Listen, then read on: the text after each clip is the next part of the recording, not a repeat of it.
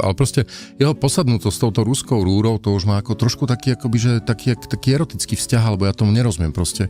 Viete, že všetky krajiny v Európe, všetky, to už dávno vyriešili. Máme tu rozhodnutia európske, ktoré hovoria, že tieto fosílne palivá tu proste nebudú. Je to odpoveď na ruskú agresiu a toto je človek, ktorý tvrdí, že bez ruskej rúry nebudeme vedieť žiť. Ja to trošku nerozumiem už tej motivácii, lebo zase na druhej strane ten príbeh akože o lacnej, múdrej a dobrej ruskej rope, ktorú nám doniesli, ako to prezentujú takmer vierozvesci, akože Konštantína Metod, lebo takýmto štýlom vlastne oni posvetne už rozprávajú o tejto rúre, je niečo, čo sa vymýka akoby že bežnému nejakému strategicko-energetickému chápaniu ako medzinárodných vzťahov. Hej? Však tak ide vám ropovod cez vojnové územie.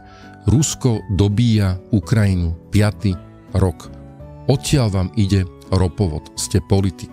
Rozmýšľate celý čas nad tým, ako zabezpečiť krajinu energeticky pre prípad, že by ten ropovod niekto poškodil. Teraz sa to stalo a oni tvrdia, že Zelenský ho neopravuje dostatočne rýchlo.